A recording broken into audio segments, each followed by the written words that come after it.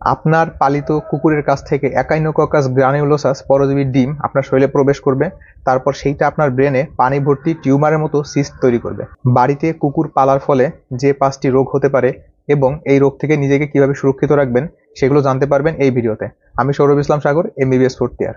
কুকুর যদি একাইনোকক্কাস গ্রানুলোসাস পরজীবী দ্বারা আক্রান্ত হয় এবং এই পরজীবীর ডিম কোনোভাবে কুকুর থেকে যদি আপনার শরীরে চলে যায়, তাহলে আপনার লিভার, লাংস, ব্রেইনে পানি ভর্তি একটা সিস্ট তৈরি করবে, যেটাকে বলা হয় হাইড্রেটেড সিস্ট। কুকুরের মধ্যে যদি র্যাবিস ভাইরাস থাকে এবং সেই কুকুর যদি আপনাকে কামড় দেয় বা আঁচড় দেয়, তাহলে আপনার এই র্যাবিস ভাইরাস আপনার শরীরে চলে আসবে এবং সেখান থেকে আপনার জলাতঙ্ক হয়ে যেতে পারে। এবং জলাতঙ্ক যদি একবার হয়ে যায় তাহলে মৃত্যু নিশ্চিত, কারণ জলাতঙ্কের মৃত্যু হার 100%। কুকুরের লোম, লালা, কুকুরের স্কিনের ডেড সেল, এইগুলো থেকে যাদের অ্যালার্জি বা অ্যাজমা আছে তাদের অ্যালার্জি বা অ্যাজমার সমস্যাটা বেড়ে যেতে পারে।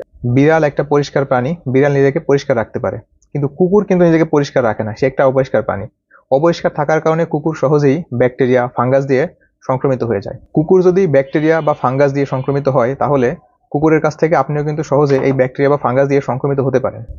আমি কিন্তু কুকুর পালার বিরুদ্ধে কোনো কথা বলি নাই, আপনারা একটু কেয়ারফুল থাকবেন। আপনাদের কুকুরকে ঠিকমতো ভ্যাকসিন দেওয়াবেন, ডিওয়ার্মিং অর্থাৎ বিভিন্ন ধরনের পরজীবী বা কৃমির যে ঔষধ আছে সেগুলো ঠিকমতো খাওয়াবেন। কুকুরকে পরিষ্কার পরিচ্ছন্ন রাখবেন এবং নিজে যখন ভাত খাবেন তখন অবশ্যই সাবান দিয়ে ভালোভাবে হাত ধুয়ে তারপরে ভাত খাবেন। ভিডিওটি শেয়ার করে অন্যদেরকে দেখার সুযোগ করে দিন এবং আমার আইডিটা ফলো দিয়ে রাখবেন।